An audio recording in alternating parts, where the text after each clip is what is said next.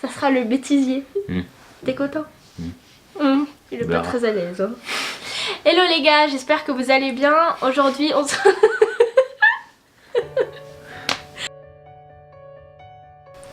Hello les gars, j'espère que vous allez bien. Aujourd'hui on se retrouve pour une nouvelle vidéo. C'est un format un peu spécial parce que sur le blog j'ai plus l'habitude d'écrire des articles. Mais pour ce thème là, le thème qu'on va aborder aujourd'hui, donc la fibromyalgie, on a décidé de faire une petite vidéo. Donc je vous présente mon petit chéri. Coucou. Qui va m'aider à répondre à certaines de vos questions parce qu'il y avait beaucoup de questions sur l'entourage, la maladie en couple, les impacts que ça peut avoir. Donc comme ça, bah... il pourra répondre directement et moi je vais pas... Non, tu veux pas? Non. Donc du coup j'ai répertorié toutes les questions que vous m'avez posées sur Instagram et voilà, donc on va répondre à ces questions là. Par contre je préfère préciser, je suis pas médecin, je vais pas dire, je vais utiliser certains termes, mais c'est vraiment mon expérience, mon avis et mon ressenti par rapport à la maladie. Je suis pas là pour me plaindre, au contraire c'est surtout pour sensibiliser les gens. Parce que aussi pour vous dire que ceux qui sont malades, bah, vous n'êtes pas tout seul, qu'on vit des choses qui sont... on a des points en commun du coup, et aussi pour vous montrer un petit peu l'envers du décor, vous dire que bah, y a des choses qui sont bien et des choses qui sont moins bien, il y a un impact positif et un impact négatif, et surtout que c'est un impact sur notre personne mais aussi sur notre entourage.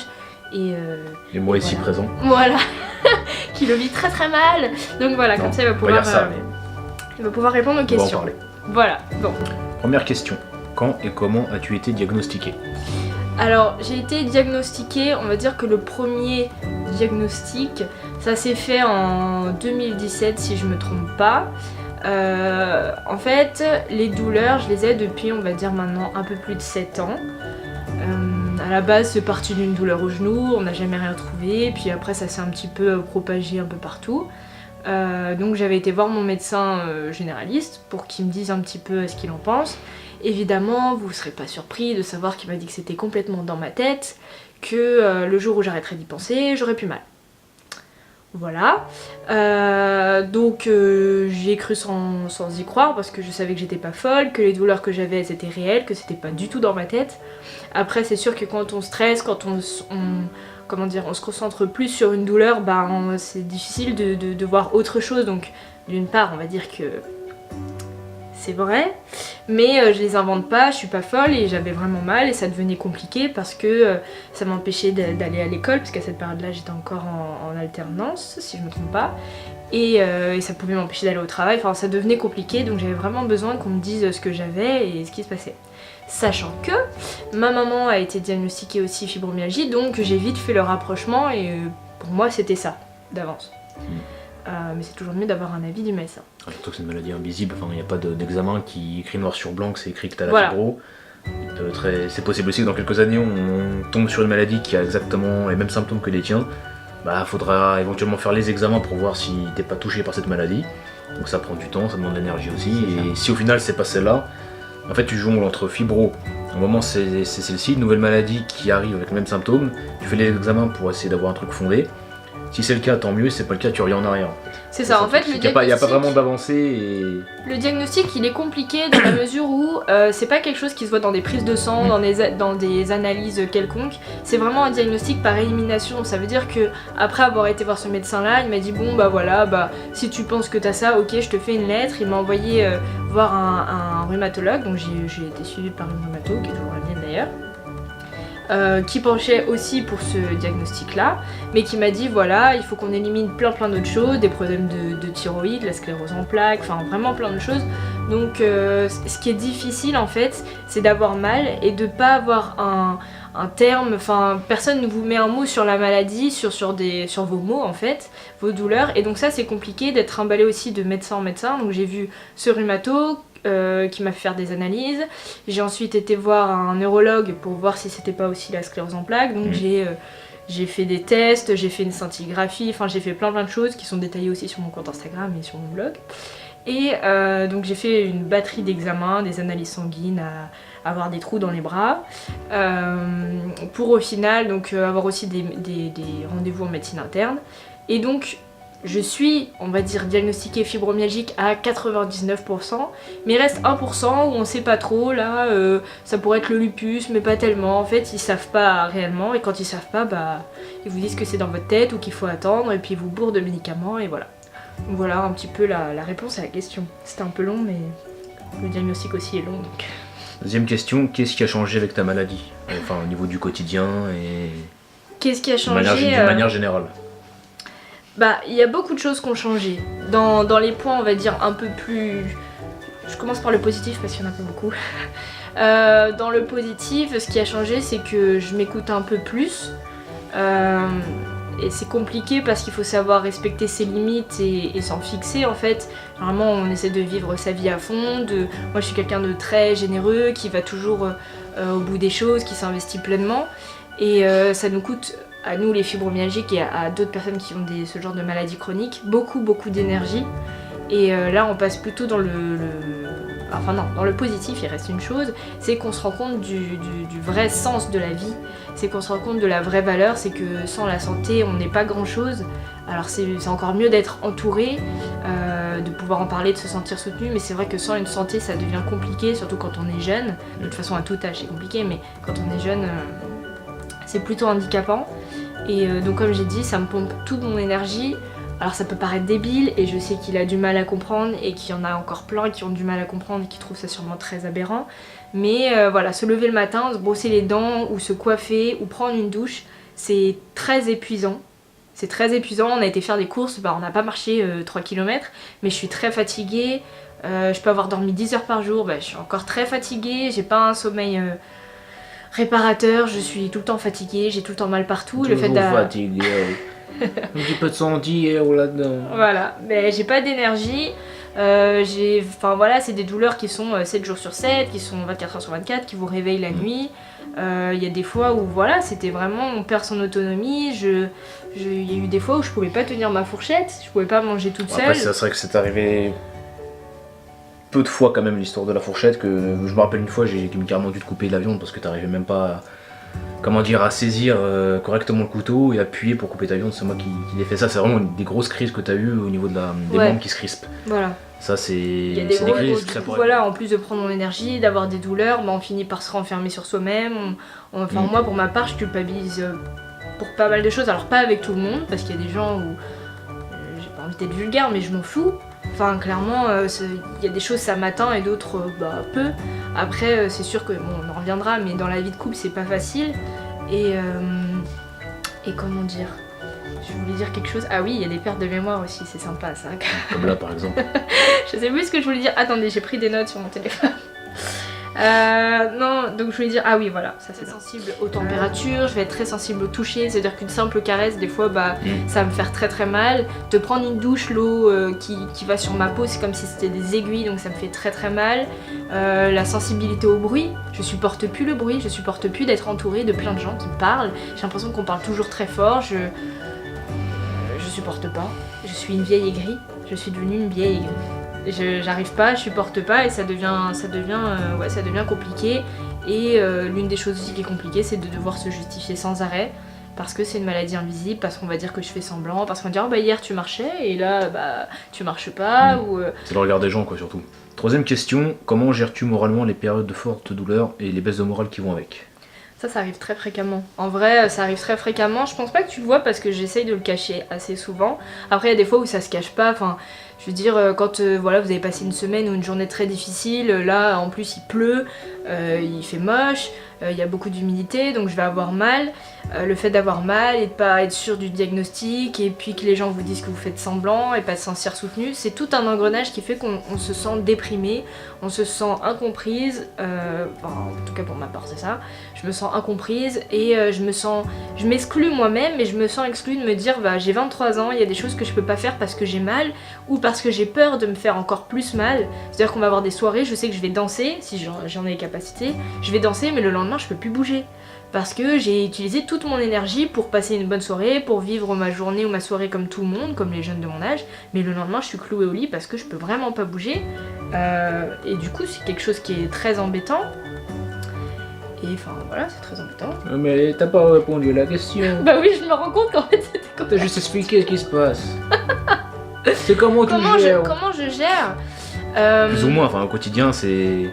En fait j'essaie de Est-ce que trouver tu te forces, est-ce que... Enfin tu te forces à, comment dire, même si t'as mal à bouger quand même, de façon adaptée. Est-ce que, en dehors du fait que tu viens de me dire aussi au début de la question, enfin quand t'as commencé à répondre, tu m'as dit que t'essaies de pas trop le montrer. Non, en fait, je pense que pour bien gérer ces choses-là, un conseil, il y a des choses pour les personnes qui ont éventuellement la même chose que toi, qu'est-ce que tu conseillerais à ce niveau-là pour, Premièrement, mais je sais que pour c'est pas gérer. facile, il faut être entouré. Si on n'est pas bien entouré, on sombre encore plus dans la déprime ou même la dépression en fait. C'est quelque chose qui arrive après parce qu'on dit souvent oui vous êtes en dépression alors vous avez mal, comme si c'était la dépression qui engendrait la fibromyalgie. Genre, c'est une conséquence plutôt. Et c'est pour moi c'est plutôt l'inverse en fait. Après elles sont quand même liées les deux. Ouais mais c'est le fait de se sentir diminué, de se sentir un peu ouais d'être nul, de dire bah on peut pas faire ça, du coup ça engendre ce genre de choses. Donc je pense que d'être entouré c'est déjà très très important. Après je dirais que de trouver une activité qui vous détende et qui vous fasse penser à autre chose, c'est aussi très important. Moi pendant des années ça a été le chant, alors j'adore chanter, je le fais beaucoup maintenant pour X raisons. Mais voilà, je sais que pendant une période ça a été le coloriage, je faisais des activités manuelles, des fois rien que de se poser dans un lit et regarder Netflix c'est génial, ce que tu détestes. Mais voilà, trouver des activités, si je sais pas moi, l'activité c'est d'aller faire de la piscine, si votre activité c'est de lire des livres, bah lisez des livres. En fait, essayez de trouver un moyen, même d'écouter de la musique apaisante, de faire de la méditation, c'est génial, de vous relaxer en fait. Pour essayer de... Voilà, se forcer de temps en temps, mais c'est écouter son corps aussi, c'est ça, c'est trouver le... En fait, il faut trouver un équilibre. Trouver l'équilibre. Faut trouver un équilibre qui permette de vous sentir bien, et en même temps de pas vous laisser trop aller, parce que si on reste renfermé sur soi... C'est un cercle vicieux. On va pas s'en sortir. Enfin, je dis pas que j'ai la clé, enfin j'ai pas la solution ultime. Moi aussi j'ai des phases où je vais pleurer toute seule dans mon lit, je me sens incomprise, enfin ça arrive. Ça m'arrive pas tous les jours heureusement, mais ça m'arrive et on passe par des phases comme ça. Et il y a des phases où on a envie de croquer la vie à pleines dents et surtout de la vivre naturellement et comme tout le monde sans avoir de problèmes chroniques. Ouais, parle pas de vous, il y a d'autres questions. Comment tes proches vivent la maladie? En fait il y a plusieurs... je dirais que... c'est compliqué. Les proches, au sens large, je vais avoir ma famille, enfin par exemple ma belle famille, elle le vit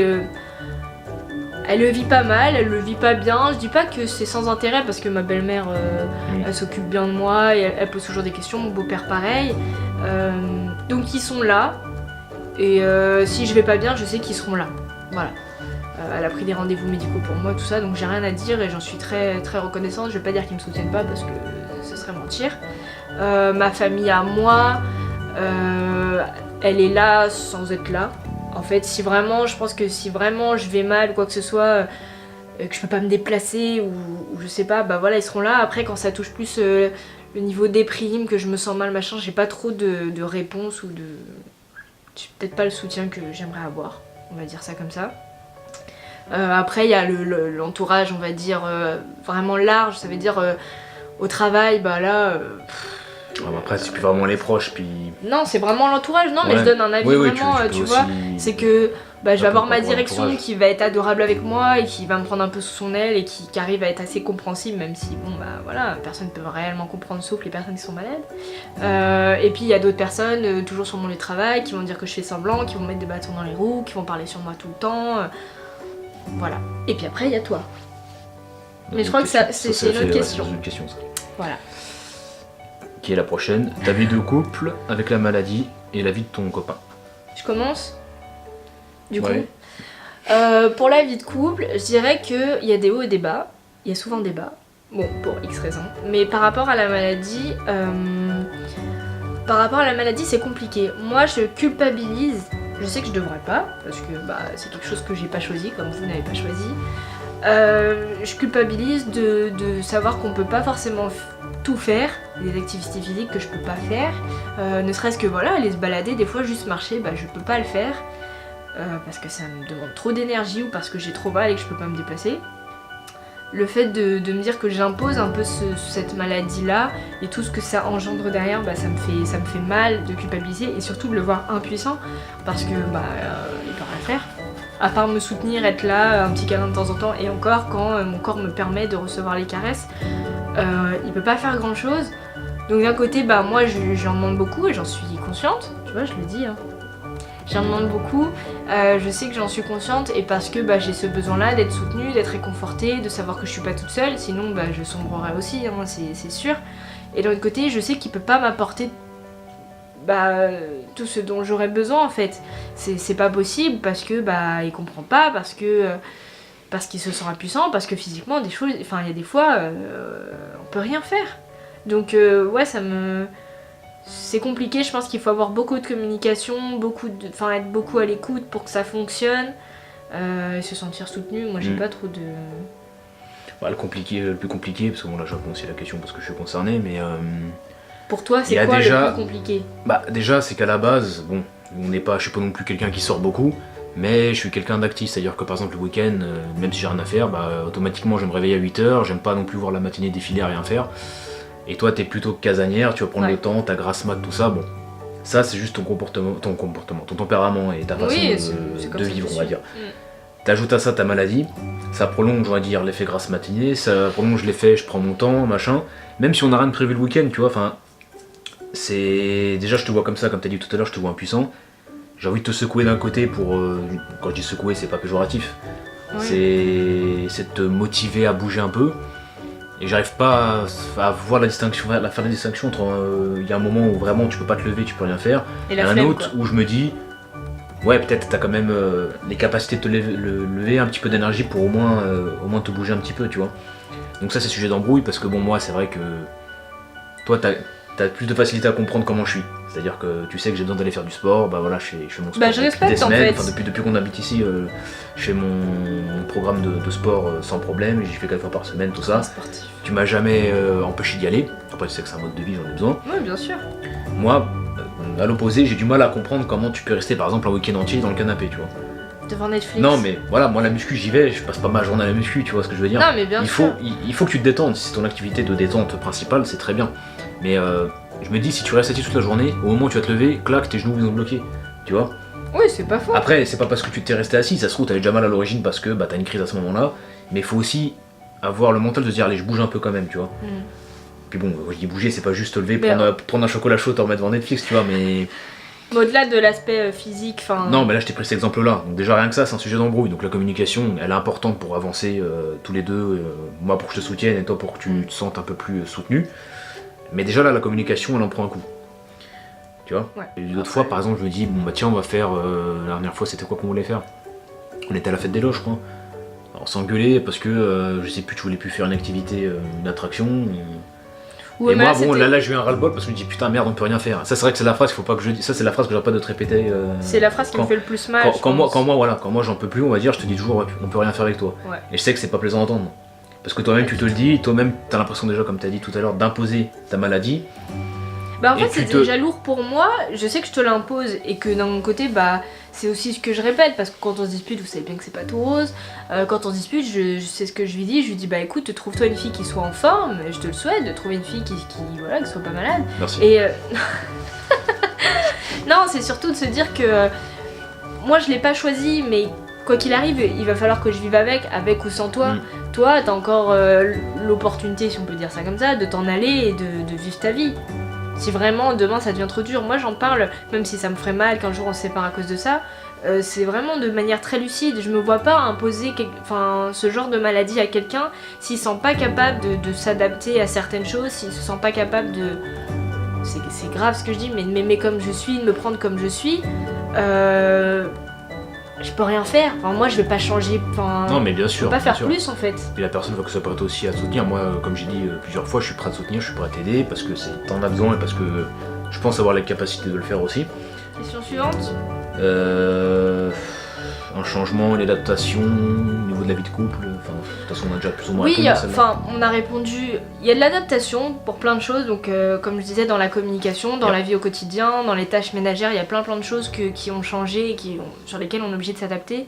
Faut pas oublier un point, pour moi c'est pas tabou du tout, la sexualité c'est devenu aussi compliqué, parce que c'est pas j'ai plus d'envie ou quoi que ce soit, mais je vais avoir mal. Enfin, sans rentrer dans les détails, il y a des positions, il y a des choses qui font que j'ai trop mal, je peux pas tenir, ou ça, enfin, c'est un acte qui est pas possible, et ça rend la sexualité compliquée. Quand dans quand dans un couple, la sexualité devient compliquée, à ça vous ajoutez le manque de communication, enfin, le ras-le-bol de se dire que bah, moi j'ai toujours mal, je suis toujours fatiguée, que lui doit subir ça, qu'il y a des choses qu'il comprend pas.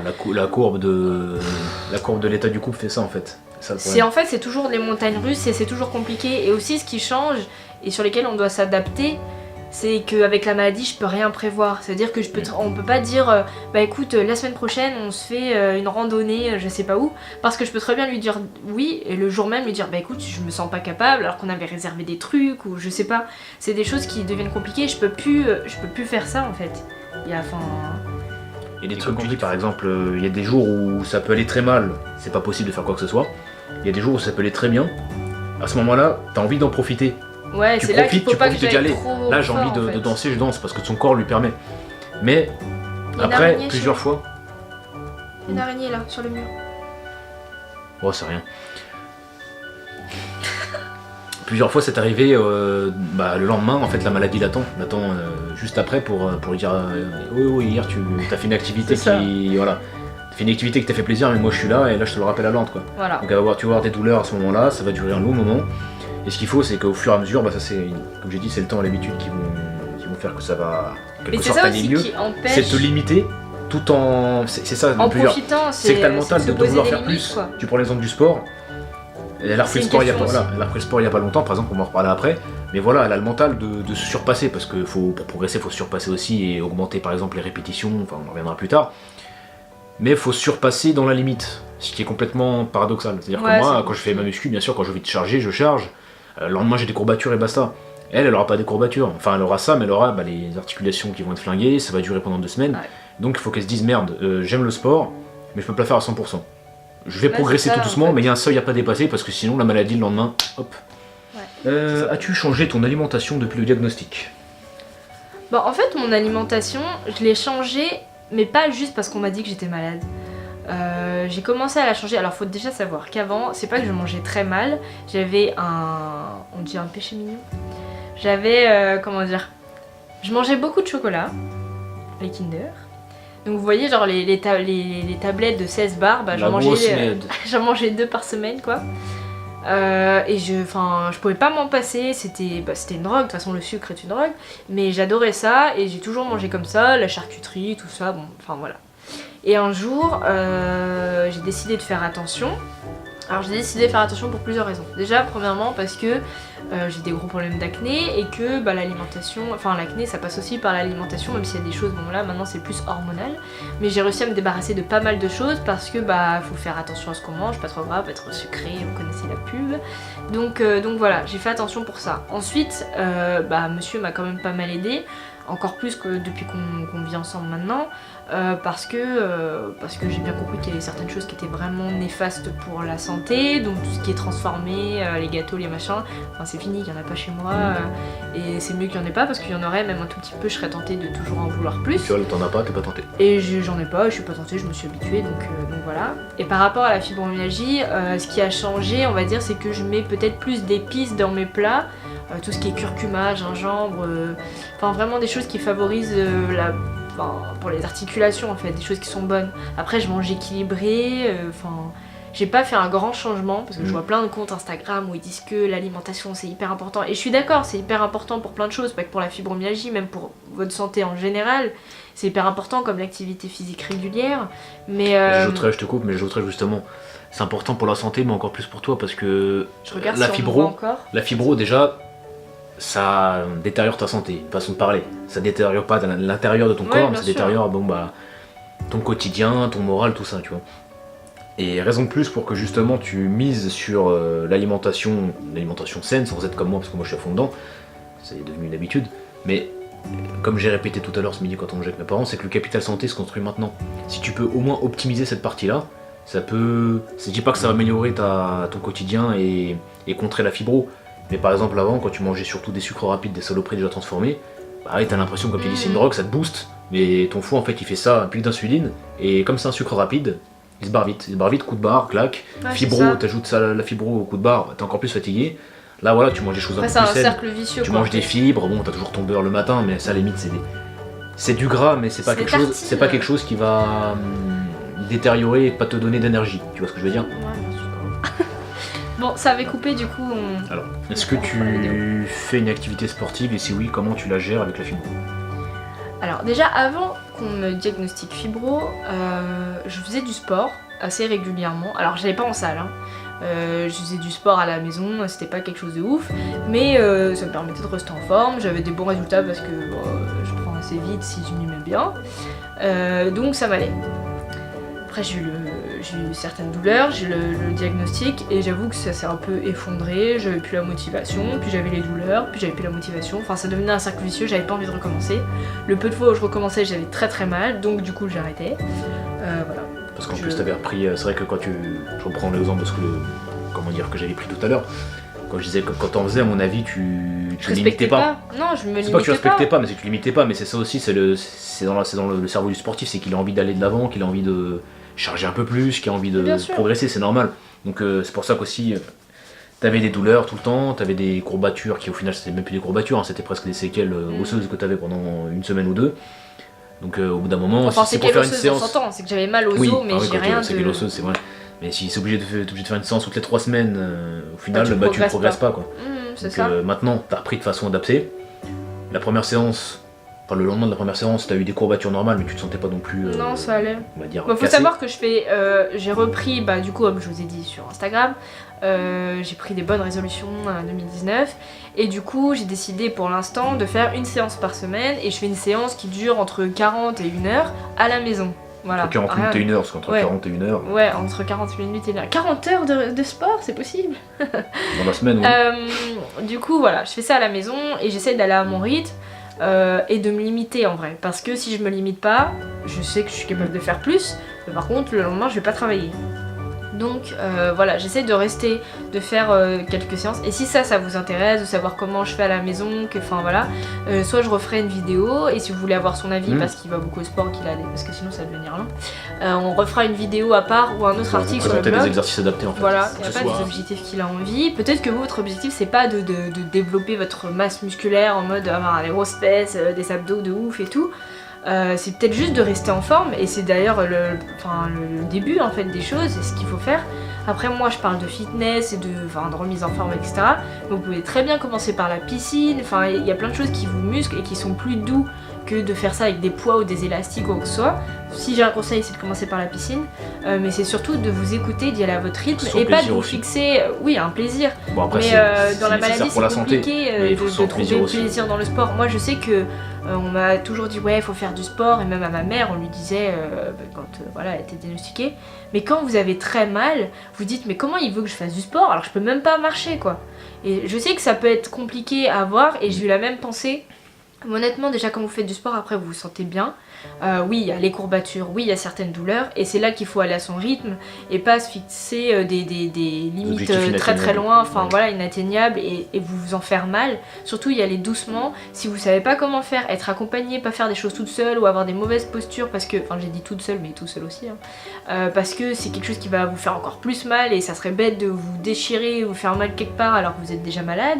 Donc voilà, et vraiment commencer par des choses douces comme la piscine, voilà. Bon en tout cas on refera une vidéo, si ça vous intéresse, je lancerai un petit sondage sur Insta Story et vous me direz si vous avez envie d'en savoir plus sur certaines choses et dans ce cas là on refera une vidéo si vous voulez voir le petit minou, on refera une vidéo plus en détail là-dessus ou alors un article sur le blog. Voilà. Ton état, ça c'est la dernière, Question. Peut-il s'améliorer ou se dégrader? Est-ce que ta maladie peut être dégénérative ou pas? C'est pas... comme disent les médecins, vous avez une maladie qui est handicapante, mais c'est pas grave. En fait, ce qu'ils entendent par c'est pas grave, c'est que vous pouvez pas mourir. À part si on se suicide. C'est pas un sujet très gai. Parce qu'on néglige souvent, c'est quand même moral, des cas qui arrivent. C'est moral qu'on néglige. Donc voilà. Pas, en fait, je dirais que ça peut faire les deux. Parce que si il y a plein de facteurs qui dépendent de ça, c'est-à-dire que demain il se met comme là en fait, le temps, le stress, etc. Ça va aggraver la maladie parce que je vais me sentir encore plus mal, parce que je vais avoir mal, parce que je vais être déprimée, enfin il y a plein de choses qui font que. Maintenant, demain même s'il pleut et que j'ai un peu mal, je me sens soutenue, j'ai la joie de vivre, je trouve des hobbies, des passions, j'arrive à me détendre autrement. Ça peut s'améliorer parce que le temps aussi. Oui voilà, bien sûr, parce que je me sens bien. C'est toi qui dois répondre à la question. Mais pour moi, déjà, la maladie, il faut savoir que c'est pas quelque chose de Il y a dégénératif. l'araignée qui bouge, chérie. Oh putain, je suis flippé, tu gueules pour rien là.